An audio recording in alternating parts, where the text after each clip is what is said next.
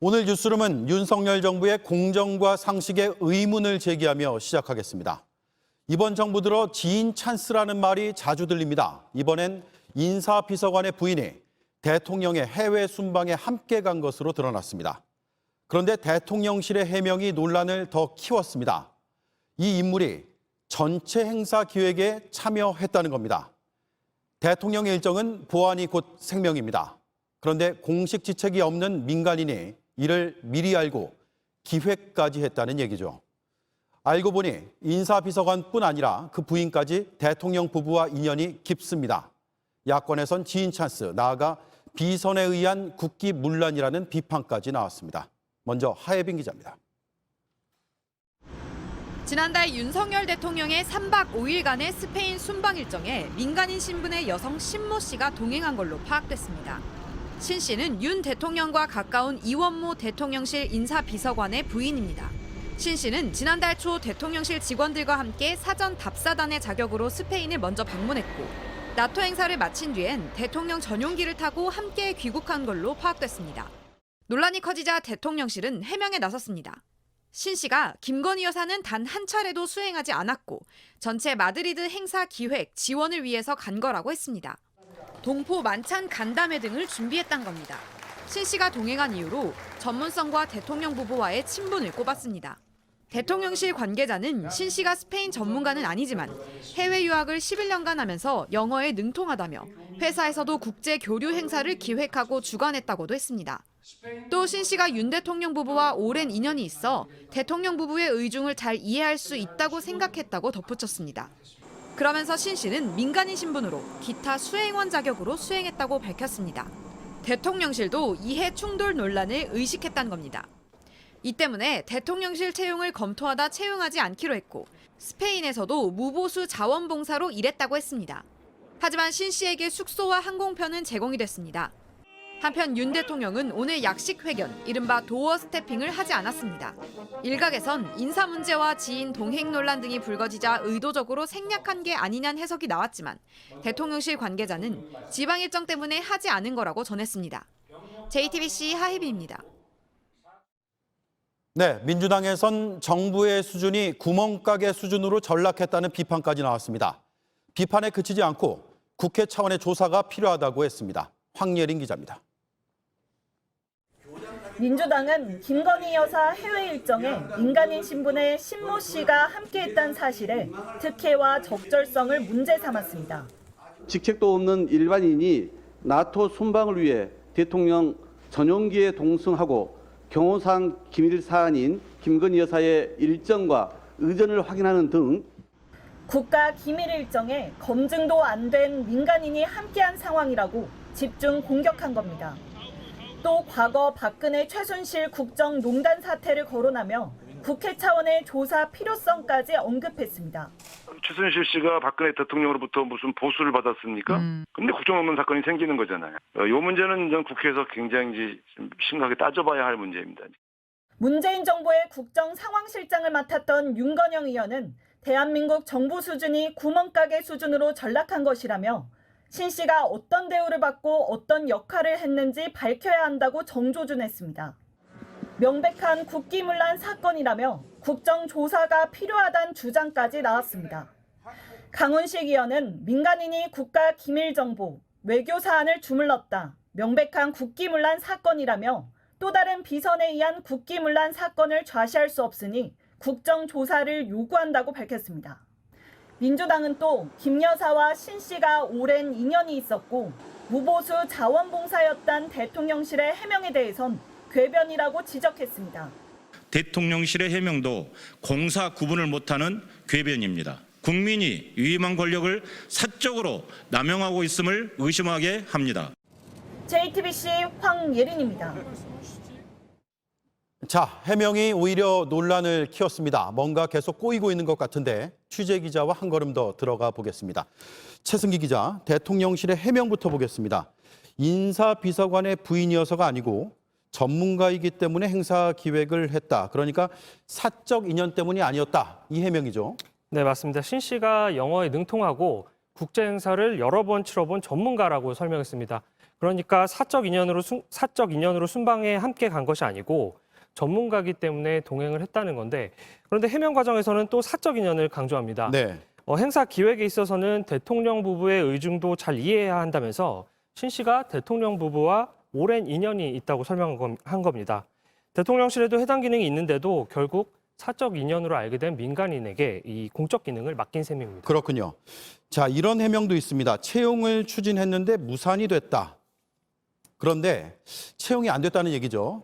네네. 그럼에도 신 씨가 청와대가 아니죠. 대통령실로 출근을 또 했다면서요. 네, 대통령실은 앞서 신 씨의 채용을 추진을 했었는데 이해 충돌 문제로 무산됐다고 설명했습니다. 네. 이 공직자 이해 충돌 방지법에는 고위공직자의 가족을 채용할 수 없게 돼 있습니다. 이렇게 이해 충돌 소지를 사전에 알고 있었음에도 이번 순방에 수행원으로 동행을 시킨 겁니다. 또 초기에 근무한 것은 사실이라면서 신 씨가 정식 채용되지 않고 대통령실로 출퇴근하면서 일을 한 것도 언급을 했습니다. 네. 다만 대통령실은 보수를 받지 않았다는 점을 강조를 했는데요. 야권에선 최순실 씨도 보수를 받지 않고 일했다면서 공식 직함 없이 공적 일을 하는 민간인이 바로 비선이다, 이런 비판이 나왔습니다. 네. 이원모 인사비서관, 검사 출신입니다. 이 부부가 대통령 부부와 가까운 사이로 알려져 있죠. 네, 맞습니다. 이 비서관은 윤 대통령의 최측근으로 알려져 있습니다. 대전지검에서 월성 원전 수사를 담당하던 검사 출신이고요. 네. 윤 대통령이 중앙지검장으로 근무하던 시절 함께 일했습니다. 지난해 8월 윤석열 캠프 법률팀에 합류를 하면서 김건희 여사 관련 의혹 같은 네거티브 대응 업무를 담당을 했습니다. 이후 인수위에서도 인사검증 업무를 맡았습니다. 이 비서관 부부 모두 대통령과 가까운 것으로 알려져 있습니다. 네. 사적인 인연이 공적인 업무를 맡아서 논란이 된 적도 있죠. 네, 그렇습니다. 지난달에도 김건희 여사가 권양숙 여사를 예방하는 자리에 자신이 운영하던 회사죠. 코바나 컨텐츠 직원을 동행시켜서 도마에 올랐고요. 네. 이 과거 대통령 부부와 가까운 사이로 알려졌던 사업가의 아들 황모 씨도 대통령실에서 행정관으로 근무하는 게 알려져 논란이 일기도 했습니다. 네.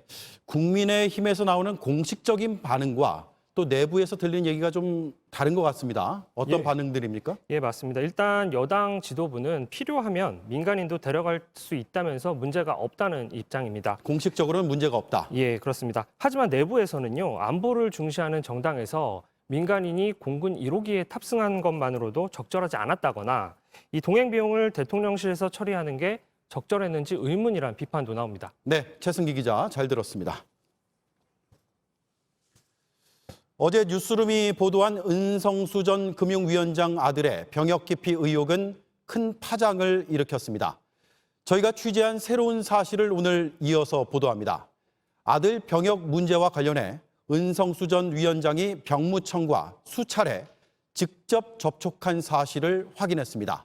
아들이 국외 여행 허가 기간을 늘려달라고 요청했던 시점과 겹칩니다. 먼저 김태형 기자입니다. 은 전 위원장의 아들 은모 씨는 지난해 9월 귀국해 병역을 이행했어야 했습니다. 하지만 귀국 대신 지난해 9월과 11월 영주권 취득을 이유로 두 차례에 걸쳐 병무청에 국외 여행 기간을 늘려달라고 요청했습니다. 그런데 이 시기에 은 전 위원장이 병무청 병역자원 담당 부서와 여러 차례 통화를 한 것으로 JTBC 취재 결과 확인됐습니다. 은 씨가 최초 신청을 했다가 불허 통보를 받은 뒤 다시 신청했던 시점에 통화가 집중된 것으로 알려졌습니다. 은 전 위원장은 시차가 맞지 않아 병무청이 아들과 연락이 되지 않을 때 대신 통화했다고 밝혔습니다. 병무청은 병역 의무자 본인이나 부모 등이 병무 관련 민원을 상담할 경우 궁금증을 해소해주고 있다고 설명했습니다. 은 전 위원장은 문재인 정부에서 한국수출입은행장과 금융위원장을 역임했습니다. 은 씨의 아버지인 동시에 장관급 고위공직자 출신이기도 합니다. 병무청은 은 전 위원장 재직 기간 은 씨를 병적 별도 관리 대상으로 지정해놓기도 했습니다. 통화가 집중됐던 시기는 은 전 위원장이 금융위원장직에서 물러난 지 2달 정도 됐을 때입니다. 은 전 위원장은 오해받고 싶지 않아서 내가 누구라고 말한 적 없다면서도 병무청에서 추측은 했을 거라고 생각한다고 말했습니다. 병무청은 결과적으로 은 씨의 신청을 다시 불허하고 귀국을 통보했습니다. 은 씨는 불응했고 병무청은 은 씨를 병역법 위반 혐의로 지난해 12월 경찰에 처음 고발했습니다. 하지만 이후 병무청은 은 씨가 제기한 이의 신청을 받아들이고 고발도 취하했습니다. 이 과정에서도 은 전 위원장이 병무청을 상대로 아들의 상황을 직접 호소했던 것으로 전해졌습니다. 은 씨는 올해 1월 귀국한 뒤 병역 이행을 위한 가사정리 목적으로 다시 미국으로 간 뒤 돌아오지 않고 있습니다. JTBC 김태영입니다. 네, 병무청의 대응도 이해하기 힘든 점이 있습니다. 병무청은 은 씨를 2번 고발했습니다. 첫 고발은 지난해였습니다. 당시 병무청은 은 씨가 병역을 기피할 수도 있다고 예상했던 것으로 파악됐습니다. 결국 지금의 상황을 예상까지 해놓고 정작 다시 미국으로 갈 길을 열어준 셈입니다. 이어서 강희영 기자입니다. 올해 1월 귀국한 은 씨는 다시 미국으로 가기 위해 병무청에 출국을 허가해달라고 요청합니다. 입대 전 신변을 정리하고 오겠다는 이유에서였습니다. 하지만 현재까지 돌아오지 않고 있고 병무청은 병역을 기피할 목적이 있다고 판단해 지난 5월 은 씨를 병역법 위반 혐의로 고발했습니다. 그런데 병무청은 지난해 12월 은 씨를 처음 경찰에 고발할 때 이미 이런 상황을 예상했던 것으로 JTBC 취재 결과 파악됐습니다. 병무청은 고발 당시 은 씨가 영주권 취득 후 국외 이주 목적으로 국외 여행 허가를 신청할 가능성이 있다며 병역 이행에 차질을 빚을 수 있다는 점을 우려했던 것으로 전해졌습니다. 그랬던 병무청이 국외 여행 허가 기간 연장 신청을 불허한 데 대한 은 씨의 이의 신청을 받아들이고 고발도 취하한 겁니다. 여기에 입대를 조건으로 미국 생활을 정리할 수 있게 은 씨의 출국을 허가해줬습니다. 결국 병무청이 우려했던 대로 은 씨는 미국으로 건너간 뒤 해외 이주 목적으로 국외 여행 허가 기간을 더 연장해달라고 신청했고 불허하자 귀국하지 않고 있습니다. 병무청은 그제서야 다시 은 씨를 고발한 겁니다. 병무청은 법과 규정에 따라 병역을 이행시키기 위한 모든 조치를 다하고 있다면서도 귀국하지 않고 버티면 할 수 있는 방법이 없다고 밝혔습니다. 은성수 전 금융위원장은 아들의 입대를 설득하고 있다고 설명했습니다. JTBC 강연입니다. 네, 어제 김태영 기자에 이어 오늘은 최수연 기자가 상세한 내용을 설명하려 나왔습니다. 자, 은 씨처럼 고발을 당해서 실제로 돌아와서 병역을 이행하는 경우가 많습니까? 그런 사례는 아주 드물었습니다. 저희가 국민의힘 하태경 의원실을 통해서 병무청의 자료를 받아서 분석을 해봤습니다. 네. 그랬더니 은 씨의 경우처럼 국외 여행 기간을 위반해서 이렇게 고발을 당한 경우는 총 최근 5년 동안 711명에 달했습니다. 꽤 많네요. 그런데 중요한 점은 이 중에서 병역을 이행한 경우가 30명에 불과했다는 점입니다. 예. 전체의 5%도 안 되는 겁니다. 네, 5%요. 그러면 95%는 버틴다는 얘기네요. 네, 같이 보시면요. 650명이 넘는 사람들은 여전히 해외에서 체류하고 있습니다. 은 씨의 경우도 비슷한 건데요. 만약에 고발을 당했더라도 이렇게 해외에 체류를 하고 있으면 강제적으로 데리고 올 수 있는 수단은 현재 없는 상황입니다. 네. 자, 의도를 했든 하지 않았든 돌아오지 않고 계속 외국에 있다가 결국은 병역을 면제받는 경우가 생기는 거 아닙니까? 네, 실제로 29명은 병역 의무가 소멸이 됐습니다. 은 씨도 영주권을 땄기 때문에 귀국하지 않고 계속해서 버틴다면 만 38살부터는 병역 의무가 사라집니다. 네. 자, 은 씨 사례가 처음은 아닌 것 같습니다. 고위공직자의 자녀, 과거에도 비슷한 일이 있었죠? 네, 그렇습니다. 그래서 병무청은 고위공직자들의 자녀들을 따로 명단을 관리를 하는데요. 저희가 이 부분도 한번 살펴봤습니다. 네. 그랬더니 이 중에서도 국적 상실이나 이탈을 이유로 면제된 현황이 최근 5년 동안 전체 10명이었습니다. 그런데 여기에는 은 전 위원장과 같은 전직의 사례는 배제가 돼 있습니다. 그러니까 네. 전직의 사례까지 합쳐진다면 전현직 사례 더 많을 것으로 추정됩니다. 네. 제가 어제도 말씀드렸는데 이거 평범한 사람이라면 생각하기도 어려운 일 아닙니까? 아무래도 해외에 오랜 기간 이렇게 거주하고 살기 위해서는 경제적인 지원과 같은 여러 여건이 뒷받침이 돼줘야 합니다. 그러니까 상대적으로 사회 고위층의 자녀들이 이 부분에서 더 유리한 여건이 있다는 건 부인하기가 어려운 사실입니다. 네. 물론 병무청이 허가하지 않은 상태에서 면제가 되면은 나중에 한국으로 들어올 때 국내에서 취업 등이 제한이 되긴 합니다. 그런데 사실상 이미 해외에서 이렇게 오랜 기간 있는 사람들의 입장에서는 이 부분은 큰 제약은 아닌 셈입니다. 네. 병무청은 어떤 조치를 하게 됩니까? 병무청은 지금 할 수 있는 조치는 다 하고 있다는 입장입니다. 실제로 이렇게 홈페이지에 들어가면요, 병역 기피자들의 명단을 실명으로 볼 수가 있습니다. 네. 또 형사 고발을 하거나요, 당사자나 가족들에게 계속 연락을 해서 빨리 귀국하라는 연락의 조치를 하고 있다는 입장입니다. 글쎄요, 효과가 있을까요? 맞습니다. 사실 크게 실효성이 있지는 않습니다. 형사 고발을 해도 그냥 들어오지 않으면 그만이다 보니까 소극적인 조치밖에는 없다는 지적이 계속 나옵니다. 해외 인터폴 수배 같은 경우에도 병역법이 국내법이다 보니까 대상이 되질 않습니다. 네. 그래서 국회에서는 계속 법 개정에 대한 목소리가 나오고 있는데요. 이렇게 해외에 계속 있는 경우에는 군 면제가 되는 나이, 그러니까 만 38살의 나이를 더 높여야 한다라는 주장이 계속 나오고 있습니다. 실제로 관련된 법안들은 현재 발의가 되어 있는 상태입니다. 네, 충분히 논의를 해봐야겠군요. 최수영 기자 잘 들었습니다. 네, 성접대 의혹의 당사자 이준석 국민의힘 대표에 대한 당 윤리위 판단이 내일 나옵니다. 접대를 했다, 받지 않았다 주장이 부딪힙니다. 이를 뒷받침하는 정황 증거라며 이른바 박근혜 시계까지 진실 공방에 끼어든 상태죠. 이 대표는 이 역시 사실이 아니라고 반박한 상태입니다. 그런데 이 시계의 실물을 갖고 있다고 말하는 사람을 저희 취재진이 만났습니다. 이 대표가 준 게 맞고 그걸 자신이 다시 받아 보관 중이라고 했습니다. 어떤 인물인지, 어떤 주장을 하고 있는지 탐사보도팀 봉지욱 기자가 취재했습니다. 2013년 박근혜 정부 창조경제 벤처 1호 기업으로 꼽힌 아이카이스트. 김성진 대표는 240억 원대 사기 혐의로 징역 9년형을 받고 수감 중입니다. 김 대표는 2013년 7월 11일 이준석 대표를 만나 성접대를 했다고 주장했습니다. 대통령의 아이카이스트 방문 추진이 연결고리였던 겁니다. 그리고 한 달 뒤인 8월 15일엔 이 대표가 대통령 시계를 줬다고 말했습니다. 접대에 대한 보답 차원이었다는 옥중 주장을 이준석 대표는 즉각 반박했습니다. 자신은 박근혜 대통령 시계를 받은 적도 구매한 적도 없고 누군가에게 줄 수도 없단 겁니다. 그러나 사건 당시 아이카이스트 간부였던 A씨는 이 주장을 다시 반박했습니다. 그 증거로 대통령 이름이 적힌 남녀 시계 한 세트를 취재진에게 공개했습니다. 이준석 대표로부터 시계를 받은 김성진 대표가 다시 자신에게 선물로 주었다는 겁니다. 박근혜 시계 같은 경우에는 그쯤일 것 같습니다. 이준석 대표가 왔어요? 네네네. 이준석 대표는 시계가 오갔다는 시점인 8월 15일은 대통령 시계가 시중에 풀리기 전이라며 결백을 거듭 주장했습니다. 그러나 당시 청와대 관계자의 얘기는 다릅니다.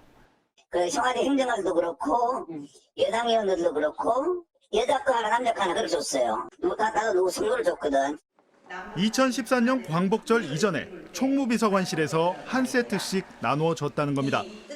경찰은 시계가 성접대 의혹 사건의 실마리를 풀 단서라 보고 시계를 확보해 조사하기로 했습니다. JTBC 봉지욱입니다. 국가정보원이 전직 국정원장 2명을 고발했습니다. 문재인 정부 때 일했던 박지원, 서훈 전 원장입니다. 각각 서해 공무원 피살 사건의 첩보를 삭제한 혐의, 탈북어민 강제 북송 사건의 조사를 강제로 종료시킨 혐의가 있다고 했습니다. 당사자들은 사실이 아니라고 반발했습니다. 김혜미 기자입니다. 국정원은 박지원 전 원장에 대해 국정원법 위반, 공용 전자기록 손상 혐의가 있다고 밝혔습니다. 자체 조사 결과 서해 공무원 피격 사건에 대한 첩보 보고서 등을 무단으로 삭제한 것으로 드러났다는 겁니다. 박지원 전 원장은 사실 무근이라고 반박했습니다. 첩보는 다른 기관이 만들어서 공유하는 것이기 때문에 국정원이 삭제한다고 삭제되지도 않는 것이라며 그런 바보 같은 짓을 할 원장과 직원이 아니라고 주장했습니다. 피격 사건에 대한 당시 첩보는 한미 정보자산에 의한 군 특수정보로 파악되고 있습니다. 박 전 원장은 현 정권을 향해 소설을 쓰거나 안보 장사를 하지 말라면서 국정원을 정치로 소환하지 말라고도 덧붙였습니다. 국정원은 서훈 전 국정원장도 고발했습니다. 서 전 원장이 탈북어민 강제 북송 사건과 관련한 합동조사를 강제로 조기에 종료시킨 혐의가 있다는 겁니다.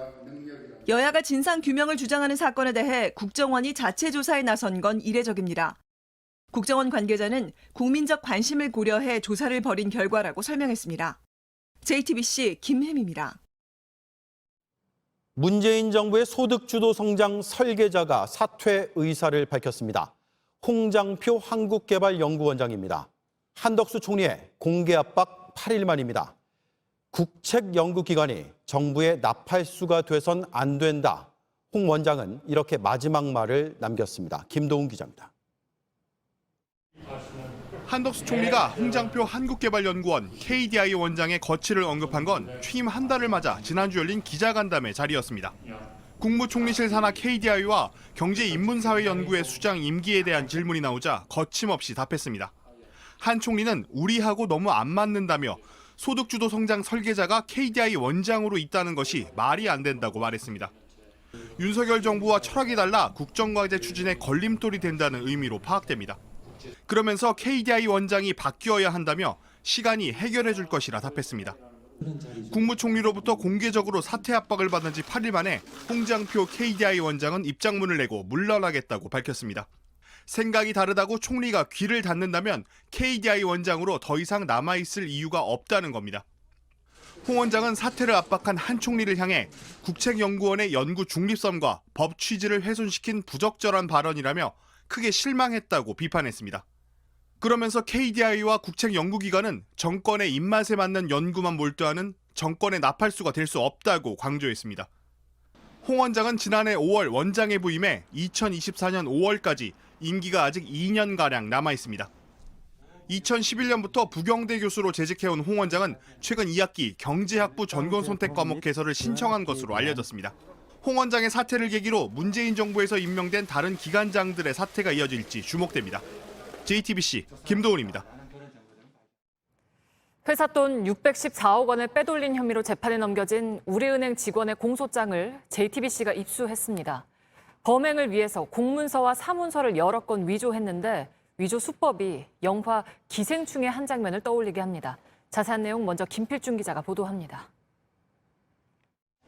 우리은행 직원 전모 씨가 저지른 범행의 발단은 2012년 가족의 사업 실패로 발생한 채무 10억 원이었습니다. 이 돈을 메꾸기 위해 173억 원을 빼돌린 게 시작이었습니다. 그 돈으로 해외 투자 등을 했지만 실패했고 횡령액은 눈덩이처럼 커졌습니다. 그렇게 10년간 총 614억 원을 빼돌린 것으로 조사됐습니다. 우리은행 본점의 기업개선부 과장으로 일했던 전 씨는 기업 매각에 참여한 이란 가전업체 A사에 계약 보증금을 빼돌렸습니다. 전 씨는 A사가 우리은행에 보증금 반환을 요구한 것처럼 사문서를 꾸몄습니다. 공소장에 나와 있는 전 씨의 위조 수법을 재현해봤습니다. 네, 이렇게 두 개의 문서를 준비합니다. 하나는 A회사 문서 양식의 사본으로 이렇게 사장 명의의 직인이 찍혀 있습니다. 이어서 A회사의 보증금을 언제 어디까지 보내달라는 내용의 문서를 직접 작성해 출력합니다. 이걸 잘라서 붙이면 이렇게 되는데요. 이걸 복사를 하면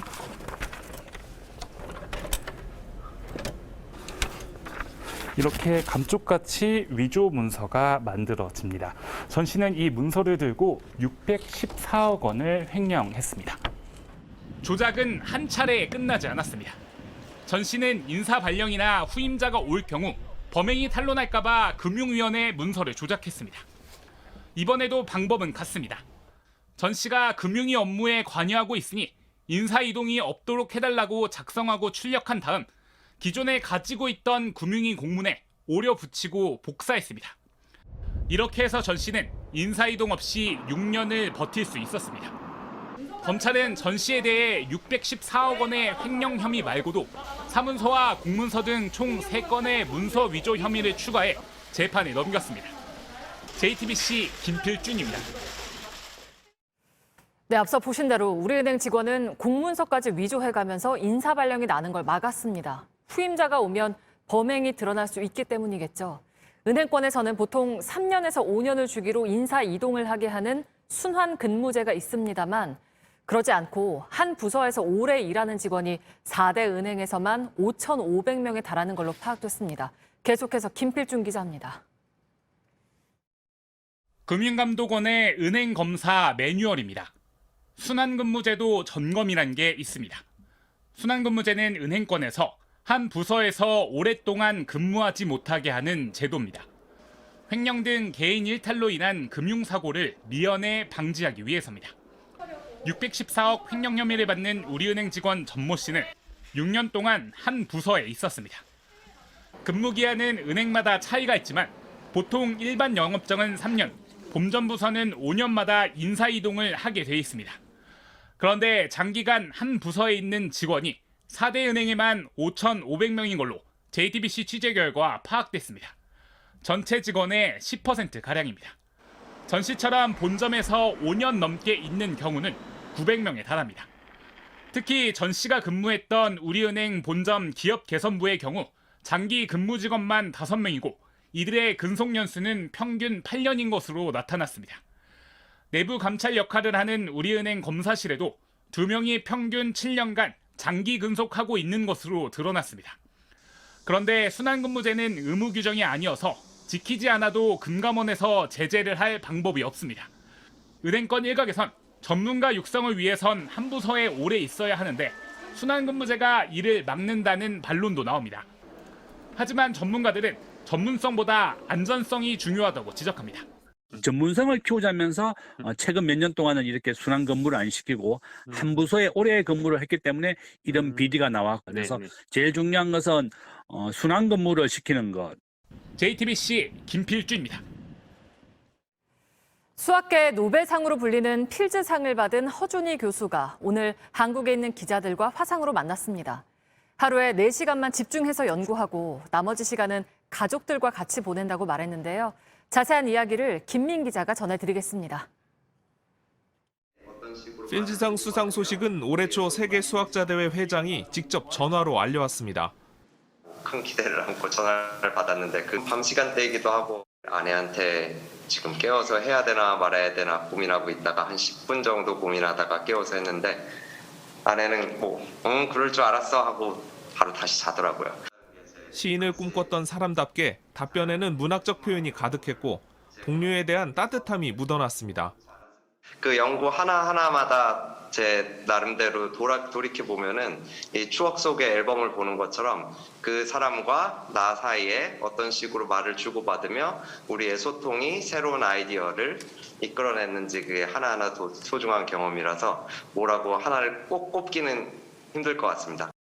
허 교수는 미국에서 태어났지만 한국에서 초등학교부터 대학원 석사 과정까지 마쳤습니다. 허 교수는 이때 경험이 큰 도움이 됐다고 말합니다.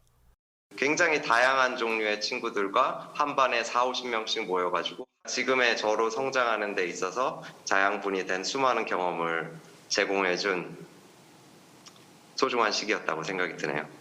수포자로 불리는 건 적절치 않다고도 했습니다. 항상 중간 이상은 했기 때문에 수포자라고 말하기에는 조금 힘든 것 같고요. 고등학교부터는 수학을 굉장히 재밌어 하기도 했고 허 교수는 하루 4시간만 집중해서 연구하고 나머지 시간은 가족들과 같이 보내며 집안일을 하고 아이들 공부를 봐준다고 말했습니다. 제2의 필즈상 수상자가 나오려면 연구 환경이 중요하다고도 강조했습니다. 그 젊은 수학자들이 마음 편하게 자유롭게 즐거움을 쫓으면서 장기적인 큰 프로젝트를 추진할 수 있을 만한 여유롭고 안정감 있는 연구 환경이 제공되었으면 좋겠다는 생각입니다. 허 교수는 국제수학자대회 일정을 모두 마친 뒤 모레 아침 귀국합니다. JTBC 김민희입니다. 허준희 교수의 수상 소식을 외신들도 비중 있게 보도하고 있습니다. 특히 어린 시절 평범했던 그가 어떻게 세계 최고의 수학자로 성장했는지 그 과정에 주목했습니다. 이 내용은 이한길 기자가 전해드립니다. 최고의 수학자들은 대부분 어릴 때 재능을 발견했지만 허준희 교수에겐 오히려 수학이 약점이었다. 뉴욕타임스가 허 교수를 소개한 기사 첫 문장입니다. 실제로 어린 시절 허 교수는 수학을 썩 잘하지 못했습니다. 다만 컴퓨터 게임 속 체스 퍼즐을 풀며 세상을 수학적으로 바라보는 방법을 배웠습니다. 하지만 그는 다른 곳에 호기심이 더 많았습니다. 대학에 들어가선 과학기자가 되고 싶었습니다. 반전의 계기는 대학교 3학년 때 찾아왔습니다. 1970년 필즈상 수상자인 히로나카 헤이스케 일본 교토대 교수가 서울대에 온 겁니다. 세계 최고 수학자인 히로나카 교수의 첫 수업엔 100명이 넘는 학생들이 들어찼습니다.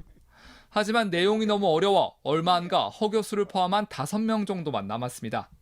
두 사람은 매일 점심을 먹으며 가까워졌고 허 교수는 마침내 수학자의 길로 들어섰습니다. 학부 성적이 낙제 수준이었던 그가 미국 유학을 갈 수 있었던 것도 히로나카 교수의 추천서 덕이 컸다고 뉴욕타임스는 전했습니다. JTBC 이한길입니다. 국제 유가가 하루 만에 10% 가까이 떨어졌습니다. 중앙은행의 금리 인상이 경기 침체를 불러오면 기름 수요가 줄어들 거란 우려 때문입니다. 그런데 이렇게 국제 유가가 빠져도 급등한 환율 때문에 국내 기름값은 별로 내려가지 않을 거란 분석도 나옵니다. 정원석 기자입니다.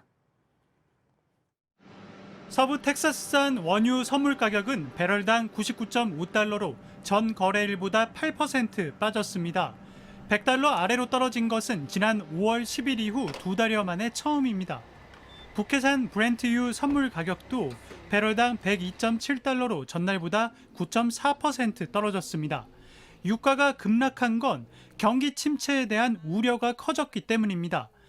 미국을 비롯한 각국 중앙은행들이 물가를 잡기 위해 기준금리를 올리면 경기가 위축돼 석유 수요가 줄 수 있다고 본 겁니다.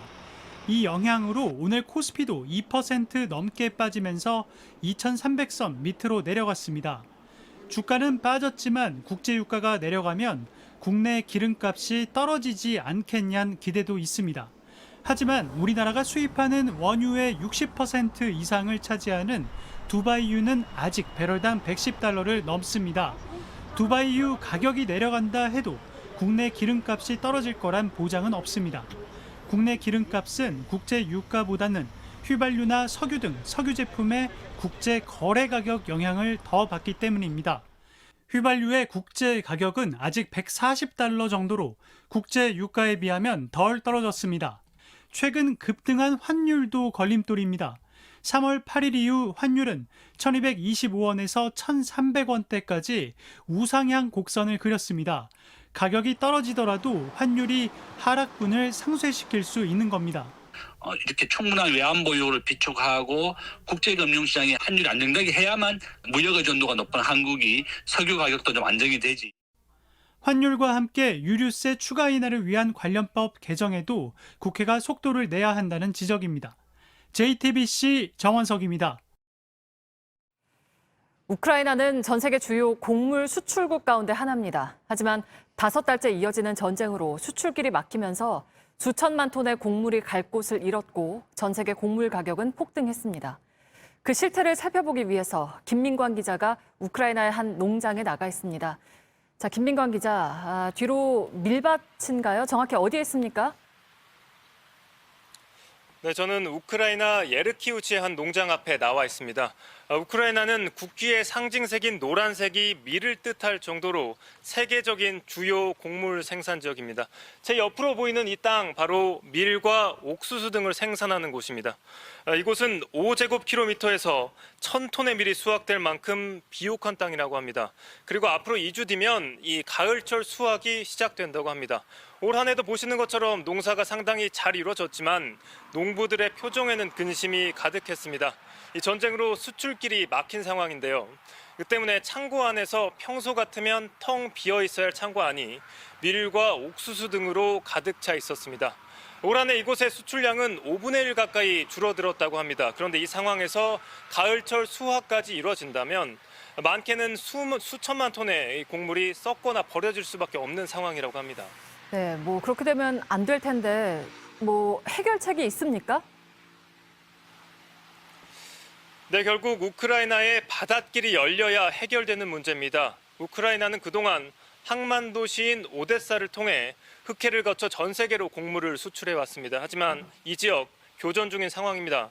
다행히 최근 우크라이나가 흑해 요충지인 뱀섬 탈환에 성공을 했습니다. 그리고 내일부터는 튀르키예 에르도안 대통령이 이 러시아와 곡물 수출 문제를 놓고 협상에 들어갑니다.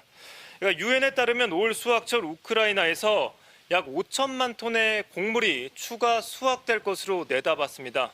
이런 상황에서 곡물 수출 문제가 제때 해결되지 않는다면 많게는 수천만 톤의 곡물이 썩거나 버려질 수밖에 없는 상황입니다. 네, 알겠습니다. 우크라이나 예르키우치에서 김민광 기자가 전해드렸습니다.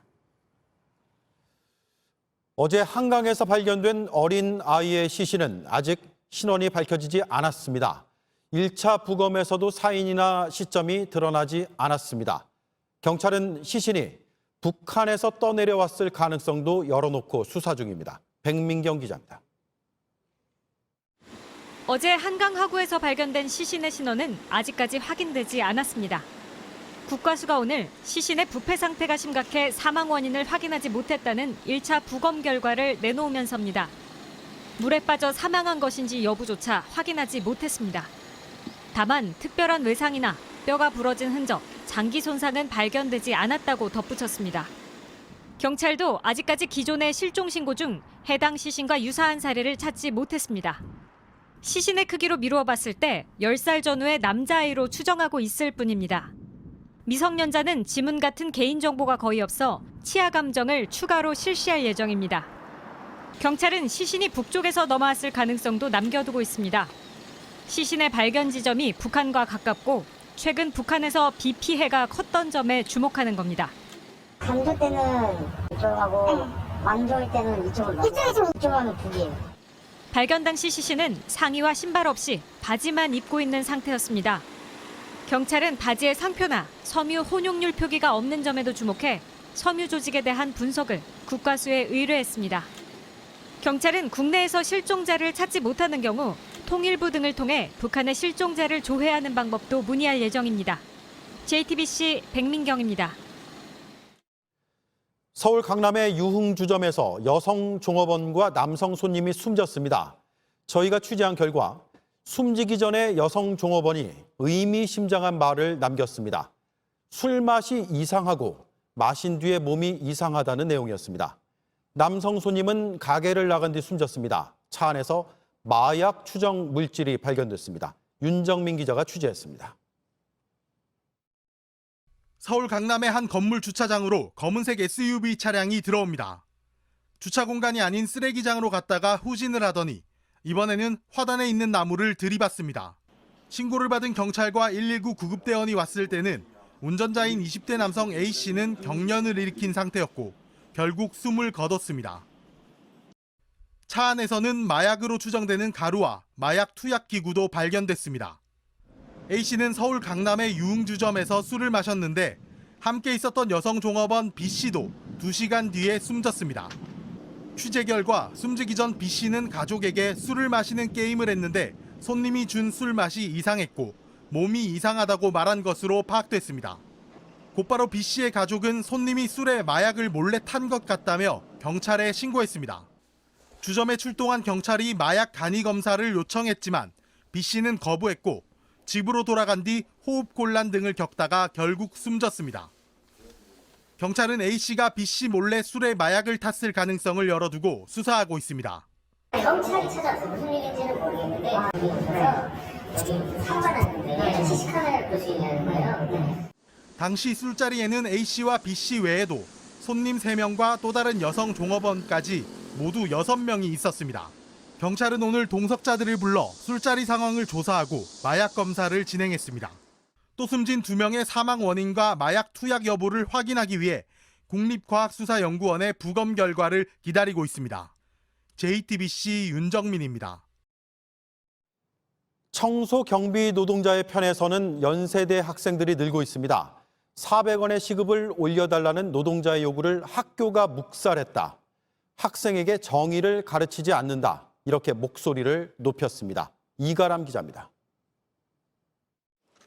피고 연세대라고 적힌 피켓이 세워집니다. 연세대학교 로고 위로 하나둘 붉은색 딱지가 붙습니다. 원청으로서 책임을 다하지 않은 죄, 노동자들의 처절한 호소에 응답하지 않은 죄. 청소 노동자들은 집회를 할 때 입던 조끼를 학생들에게도 입혀줍니다.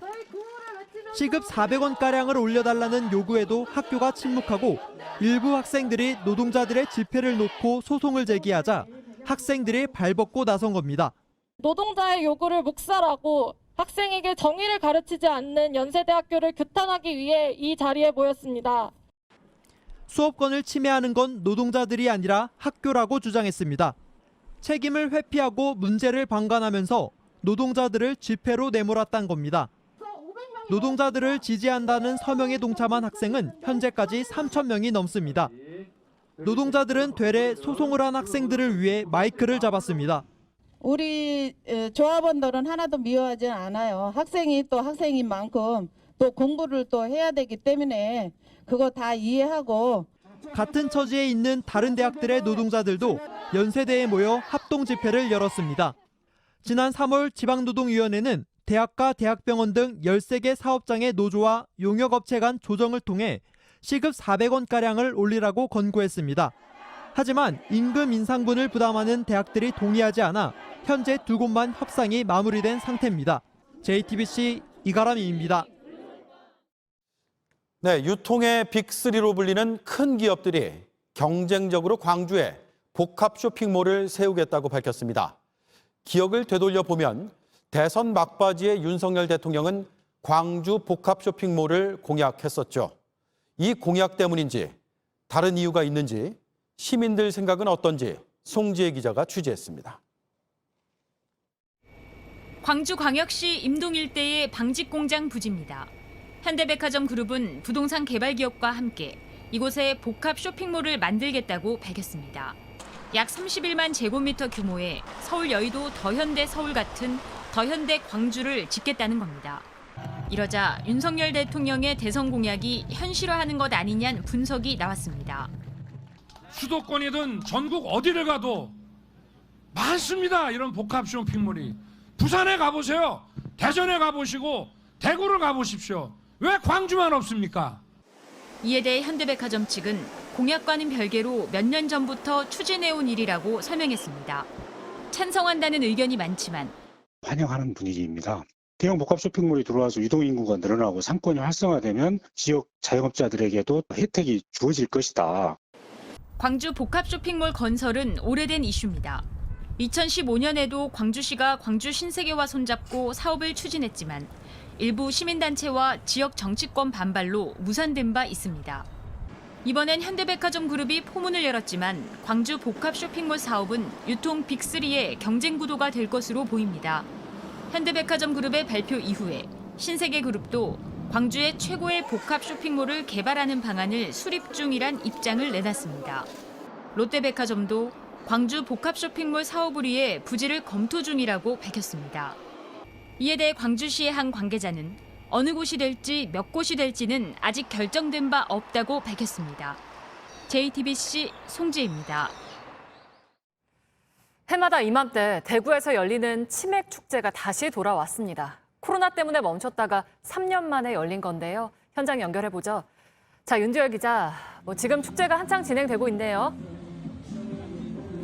네, 조금 전인 7시 30분에 개막식이 있었고요. 지금은 G팝으로 DJ 활동을 하는 박명수 씨 무대가 이어지고 있습니다. 올해 치맥 페스티벌 홍보대사고요. 치맥 노래를 만들어서 오늘 공개하기도 했습니다. 지금 비가 오락가락하는데도 보시는 것처럼 앉아서 먹을 자리가 없을 정도입니다. 코로나 때문에 3년 만에 열리는 만큼 시민들 반응은 더 뜨겁습니다. 더운 여름밤 치맥을 즐기기 위해 점점 더 많은 수가 이곳을 찾고 있습니다. 네, 오랜만인 만큼 더 재밌게 안전하게 즐기다 가시면 좋겠는데 다른 지역 축제들도 줄줄이 다시 열린다면서요? 네, 코로나19로 줄줄이 취소되었던 대규모 대면 축제들이 계속 이어집니다. 치맥 페스티벌은 이번 주 일요일까지 열리고요. 다음 주 토요일 16일부터는 충남 보령에서 보령 머드 축제가 열립니다. 또 전국 곳곳의 해수욕장들이 이미 개장을 했거나 이번 주에 개장이 예정돼 있지요. 이번 달 말부터 해운대 해수욕장에서는 부산 바다축제가 열리는데요.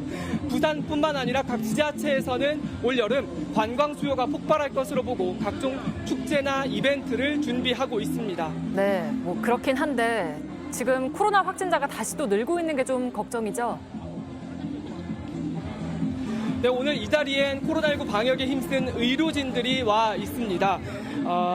코로나19 극복을 위해 애써줘서 고맙다는 의미로 부른 특별 손님들입니다. 하지만 대규모 대면 축제가 이어지다 보니 아직 마음을 놓을 수 없습니다. 특히 일주일 만에 확진자가 2배 수준으로 증가하는 더블링이 이어지고 있습니다. 이런 분위기 때문에 일부에서는 축제가 취소되기도 하는데요.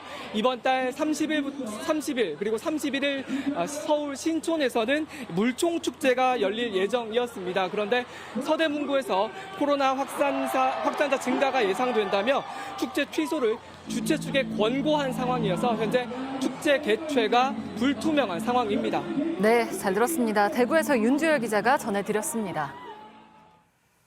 미국 주도로 열리는 세계 최대 다국적 해상훈련 림팩이 하와이에서 진행되고 있습니다.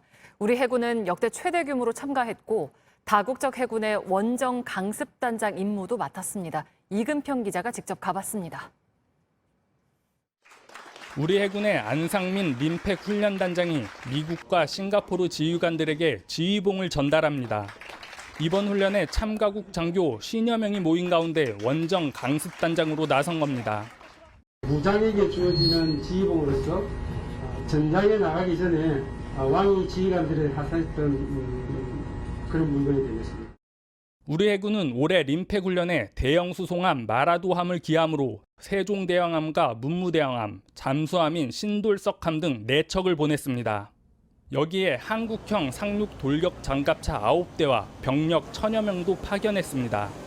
우리 해군으로선 1990년 처음 참가한 이래 역대 최대 규모로 26개 참가국 중 미국에 이어 2번째입니다. 원정 강습단은 상륙 강습함을 앞세우고 상륙함, 호위함과 함께 전방 지역을 점령하는 역할을 맡습니다. 미국을 제외하면 원정 강습단장은 그동안 호주, 뉴질랜드 등 일부 국가에게만 기회가 주어졌습니다.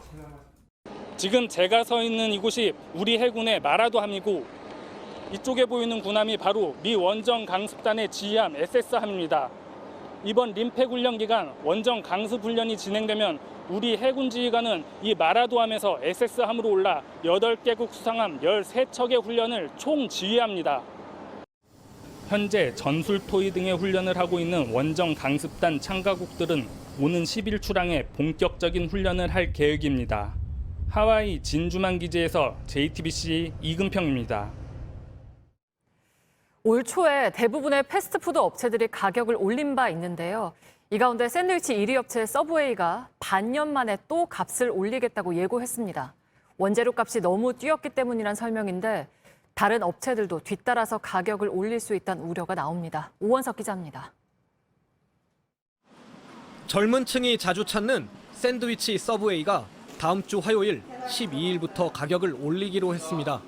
우크라이나 전쟁으로 곡물 수급이 불안해지면서 원가가 올라 어쩔 수 없다는 설명입니다. 감사합니다. 맛있게 드세요. 감사합니다. 서브웨이의 인기 샌드위치입니다. 지금은 5,700원이지만 곧 400원 오른 6,100원을 내야 합니다. 샌드위치 메뉴를 포함해 총 74가지 메뉴의 가격이 적게는 300원에서 많게는 1,600원 비싸집니다. 소비자들은 불만입니다. 지난 1월 5% 정도 가격을 올린 뒤 불과 반년 만에 또 가격 인상에 나섰기 때문입니다. 500원 이상이어도 이게 쌓이다 보면은 달에 몇만 원씩 이렇게 되는데 어쩔 수 없는 건 그 상황을 이해는 하지만 들어오는 수입에 비해서는 좀 가격 인상폭이 높은 편이어서 기존의 가격이 올랐던 것도 그렇게 싼 건 아니었어요. 옛날에는 뭐 밥 한 끼 그냥 혼자 먹어도 막 7,000원, 8,000원 먹었는데 지금은 뭘 먹어도 무조건 10,000원 이상은 한 끼 나오니까. 문제는 다른 업체들도 가격을 올릴 수 있다는 겁니다. 코로나로 인해 그동안 참아왔던 가격 인상을 올 초에 인상을 했으나 외부 요인으로 인해서 2차 가격 인상이 어깨로 번질 것으로 예상되고 있습니다. 원가 상승분을 소비자 가격에 반영하는 건 기업이 판단할 일입니다. 하지만 지금은 물가가 경제를 짓누르는 비상시기인 만큼 줄 인상에 나서는 건 자제해야 한다는 지적도 나옵니다. JTBC 오원석입니다. 네, 이렇게 날마다 오르는 물가는 생활에 부담이 되는 수준을 넘어서 누군가에게는 생존이 걸린 문제입니다. 쪽방촌 주민들을 송우영 기자가 만나봤습니다. 좁은 골목을 따라가면 나오는 서울 영등포 쪽방촌. 혼자 앉기도 불편한 이 작은 방에서 56살 박종용 씨는 아내와 함께 12년째 살고 있습니다. 이젠 적응이 된 더위 대신 요즘은 치솟는 물가가 숨을 막히게 합니다. 시장 같은 데 가서 김치 하나 살라 그래도 그전에는 1kg에 6, 7천 원 났던 게 만 몇천 원씩 막 해버리고 하니까. 가끔 큰 결심을 하고 사 먹던 돼지고기는 아예 살 생각을 접었습니다. 요렇게 되게 두 덩이가 15,000원인가 2만 원 하는데 그걸 어떻게 사 먹어, 비싸가지고 두 덩이를. 40년째 쪽방에서 살고 있는 60대 유모 씨는 기초생활수급비 60만 원으로 한 달을 살아야 합니다. 방세 25만 원에 병원비와 약값 등을 빼면 식비는 20만 원도 채 안 됩니다. 끼니는 거의 라면으로 때우고 있습니다.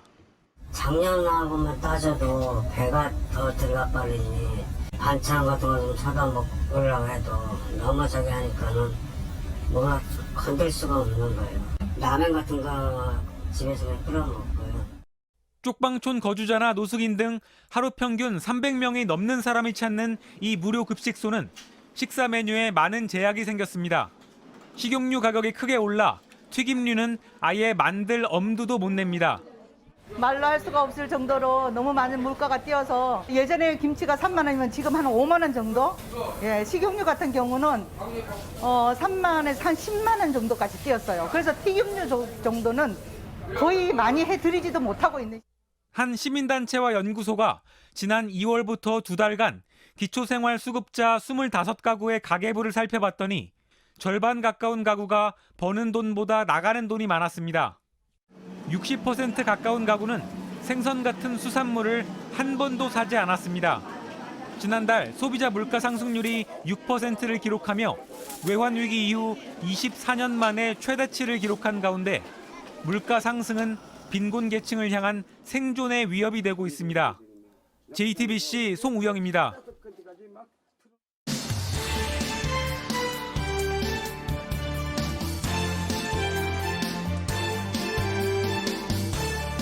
뉴스TS 문의하기 백브리핑 시작합니다.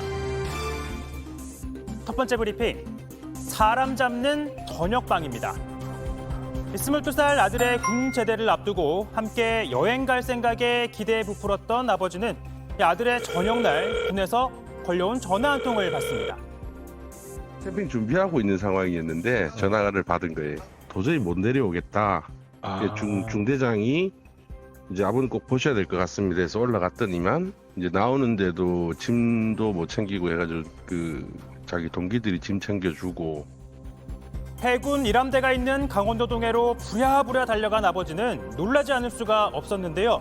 아들이 만신창이가 돼 있었던 겁니다. 엉덩이와 허벅지, 팔, 다리 등 온몸에 이렇게 멍이 들어 있었던 건데요.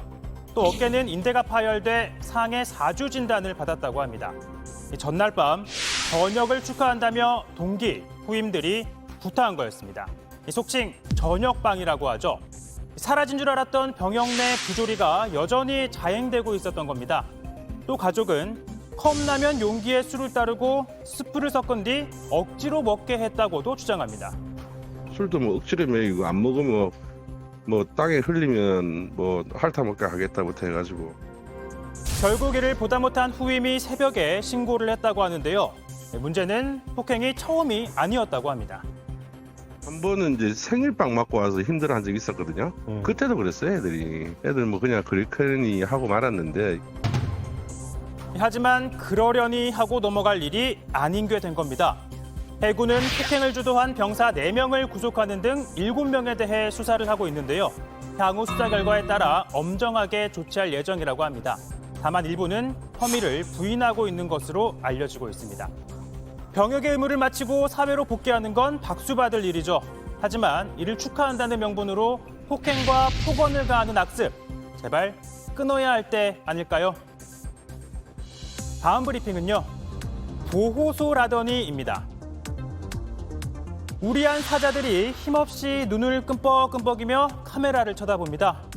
또 바닥에 누운 수사자들은 뼈가 드러날 정도로 가죽이 축 처져져 있고요. 또 먹이를 앞에 두고도 먹을 힘조차 없는지 그만 주저앉고 마는 사자도 있습니다. 이건 멕시코의 수도 멕시코시티에 있는 동물 보호소인데요. 현지의 한 유명한 재단이 운영하는 곳으로 이 서커스와 불법 사육장 같은 열악한 환경에 처한 동물들을 구조한다고 해왔었는데요. 하지만 이곳에 있는 동물들 도무지 보호받는 모습처럼 보이지가 않습니다. 게다가 다친 채 방치가 되거나 꼬리가 잘린 동물들도 많은데요. 이곳에서 일을 했던 한 활동가가 그 실체를 폭로했습니다. Animales se comen sus colas de ansiedad. 동물을 보호한다는 명분이지만 이렇게 방치해 놓으면서 되려 학대를 하고 있다는 겁니다. Queremos que se clausure este lugar, que es un lugar clandestino, que alberga más de 200 animales, entre leones, tigres, jaguares, pumas, monos, de forma ilegal porque no tienen un registro y aparte están muy maltratados. 하지만 재단 측은 이미 다친 채 온 거고 또 운영 자금이 충분치 않아 벌어진 일이라고 주장하는데요. 몇 년 전 우리나라에서도 한 동물보호단체 대표가 구조한 동물 수십여 마리를 안락사시켰다는 주장이 나와 논란이 된 적이 있었죠. 구해주는 척 함정에 빠뜨리는 일, 사람에게도 또 동물에게도 절대로 해서는 안 될 일일 겁니다. 오늘 백브리핑은 여기까지입니다.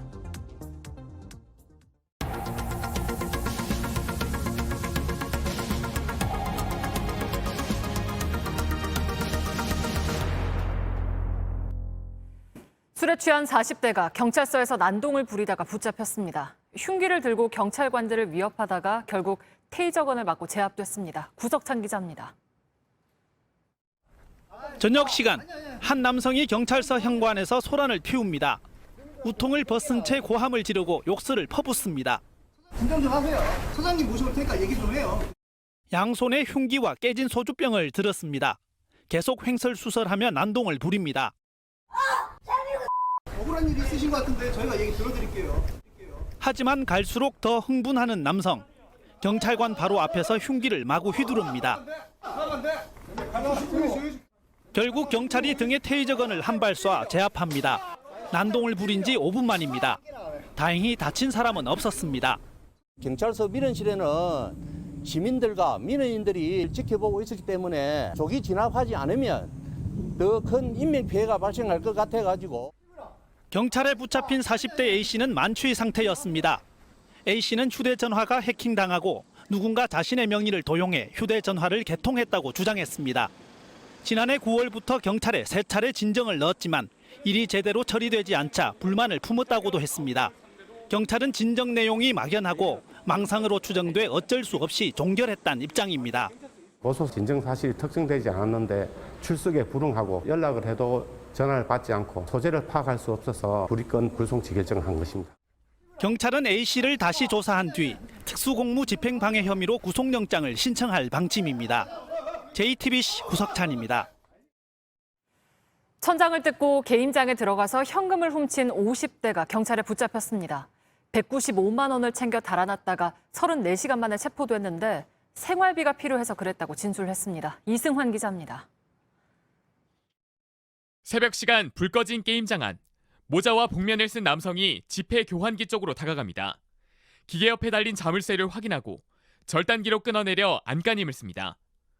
5분 만에 지폐 교환기가 열리고 남성은 현금을 주머니에 넣기 시작합니다. 바닥에 떨어진 것까지 195만 원을 챙겨 게임장 밖으로 나갑니다. 당시 게임장 출입문은 잠겨 있었습니다. 이 남성은 근처에 있던 플라스틱 바구니를 가져와 밟고 올라선 뒤 천장을 뜯고 게임장 안으로 들어갔습니다. 이 남성은 미리 준비한 자전거를 타고 도주했습니다. 근처 여인숙에서 잠깐 쉬고는 시장에 들러 슬리퍼를 산 뒤 신발을 바꿔 신었습니다.